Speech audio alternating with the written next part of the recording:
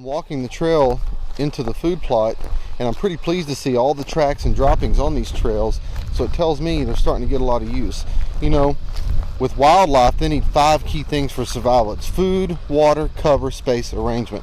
I've got water nearby, we've got plenty of cover, we've got the space, but they need food, especially this time of year when things are going dormant and things are starting to die. So by creating this centralized food source, I can get animals concentrated on this one spot and be able to come down here and hopefully photograph them easier.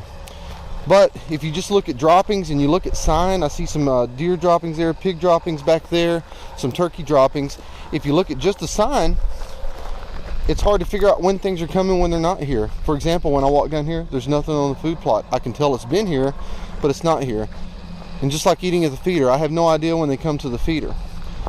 So to solve that problem, I like to take a cue from hunters. For several years now, hunters have known the benefit of photographic technology to try to help them scout and try to figure out game movement. So about 3 days ago, I deployed this game camera on this food plot. I just brought in a mesquite stump I found in the pasture, strapped this camera to it, and anytime anything walks in front of it, it'll activate the passive infrared sensor on the camera, which in turn will trip the digital camera that's inside. It also has an LED array on front, or an infrared array on front, so that way it'll take pictures at night as well. And so for the few days this thing has been taking pictures. I don't know what it's got pictures of, but by the tracks I'm thinking deer, turkeys, maybe some pigs. But I'll take the game camera in since I've deployed it, crack it open, take the SD card out, and see what I've got to look forward to on this food plot. The cool thing about these game cameras are their ease of use.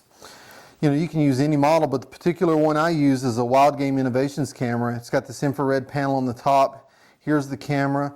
Here's the passive infrared sensor, so anytime an animal walks in front of it, it'll sense its movement and it'll take the picture. During the day, it won't need the infrared panel, but at night it will.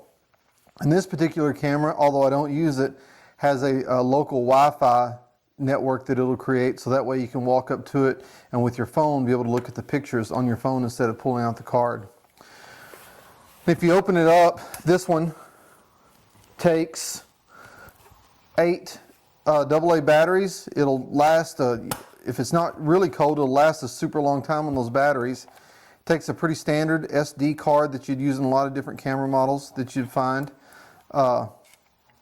This particular camera here,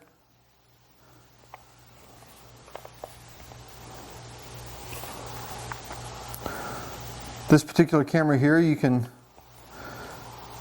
got a screen on the back that you can scroll through and look at the images,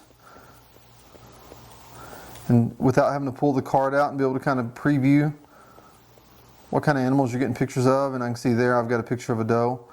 But overall, they're pretty versatile, and really this thing, when you get ready to deploy it, all you've got to do is just close the back, close the latch on the side to weather seal it, hang it on the tree, you're ready to roll.